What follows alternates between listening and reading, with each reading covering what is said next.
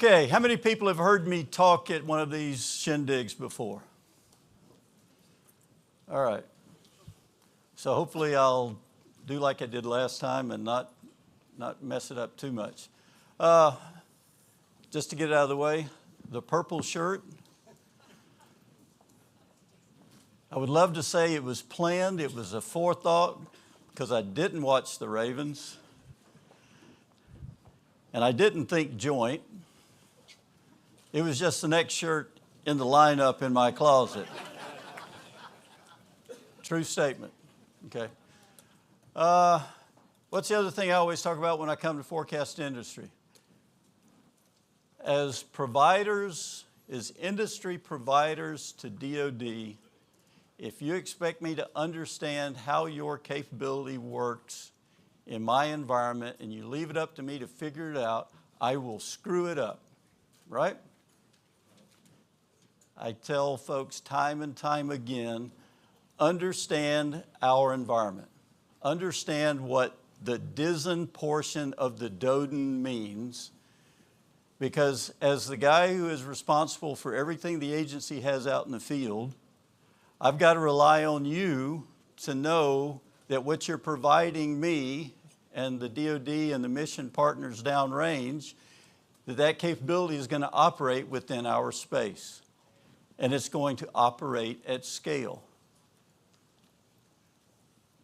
I will say it again, it has to operate at scale.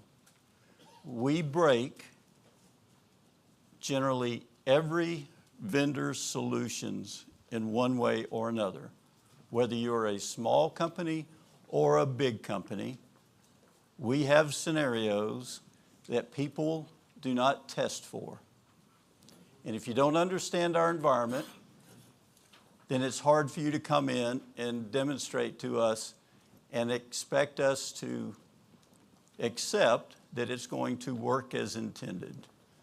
So, what I'm going to do is to help you, because in the past I've told you that, and then people come up afterwards and say, well, how do I learn about your environment? Well, I'm going to give you a Cliff Note picture, if you will, because what I wanted to do was, go to that slide. Okay, you can't see it too well, but basically, this is the world I live in. This is the operational world of DISA. And just a few minutes ago, we had a media roundtable. And one of the questions that was asked was, how is the mission of DISA changed? And my point was that the old DISA, if you will, a couple of years ago, DISA was focused at the strategic and the operational level. And that's pretty big by itself. But now with 4E&O and Joint Service Provider down at the Pentagon coming in, now DISA is not just at the strategic and operational level, we are really at the tactical level, meaning the endpoints. So we now have responsibility for everything from the enterprise all the way down to an endpoint and everything in between. And so the slide you see on the screen here is really a way of depicting what does that world look like that your solutions need to fit in. So let's just start from the back end, if you will. Center to everything we do in this triangle is, think of that as the DISA backbone. That is the transport that all of DoD depends on. Whether you're talking about NIPR, SIPR, or JWICS, it all rides across that infrastructure. And so if you don't understand how P routers link to PE routers, which link to CPEs, or if you don't understand how IAPs and JRSS tie in with endpoints, and if you don't understand how the switches, or I'm sorry, the firewalls and the routers and the ACLs and everything going across that whole space tie together, it's going to be hard to come in and tell us how your solution is going to fit if you don't understand that space. It provides capability and transport for all of our enterprise solutions that we provide to the department. Think about enterprise email. Think about cloud computing. MilCloud 2 rides across our networks. They're on-prem and provide that capability across the department. As we go to JEDI, as JEDI comes in, it will go across our cloud access points, across our infrastructure out to endpoints. So understanding how that back-end computing environment works, understanding how it ties in with the enterprise infrastructure, speaking of the DISA, you got to understand that stuff. Because at the end of the day, all that stuff has to be consumable and understandable at an endpoint. In other words, somebody's desktop, which is the rectangle on the left, 4 All of that within that circle has to play together. The circle itself is my organization that provides that end-to-end daily NetOps and DCO activities of everything that the agency has responsibility for, a global footprint. That's where we are today. But as we go forward, we're bringing in cloud access points so that we can connect to all of the clouds that DoD will be leveraging.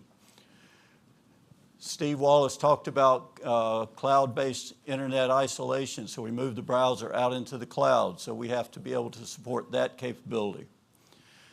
And as we do all this, how do we move to the future?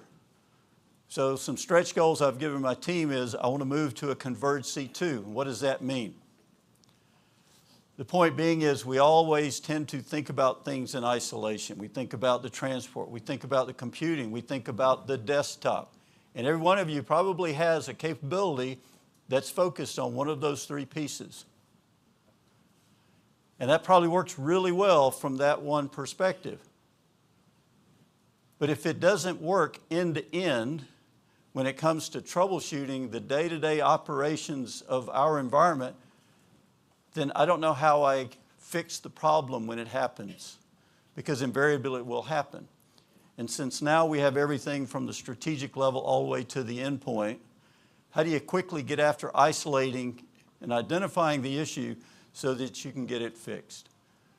Because when I have a bad day for me is the White House just called.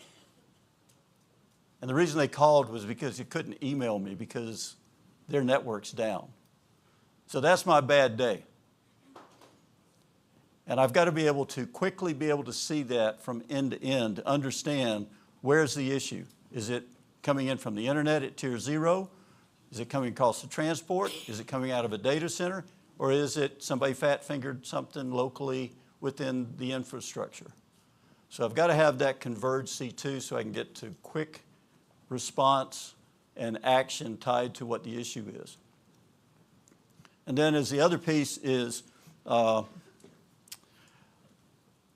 into getting to understand that end-to-end idea of what's going on, it's also how do we build, I'll call it end-to-end engineering expertise in the agency so that we don't just have a guy who really understands a particular niche of our infrastructure and our end-to-end capability, but who really understands how everything is tied together. Because at the end of the day, that subject matter expert that really truly understands a larger portion of the network, a larger portion of the enterprise, the more effective we'll be to get after solving the issues that we run into on a day-to-day. So following me will be a group of folks that will come up and they will talk about stuff as targets of opportunity for you that are all related to this picture, whether it's at the endpoint or it's in the data center side of the hosting piece of the puzzle, or if it's on the transport itself, or it could be in the cyberspace in terms of how are we defending all of this. So that's my bit. I'll get off stage so others can follow and you can hear what those targets of opportunities are. Okay, thank you.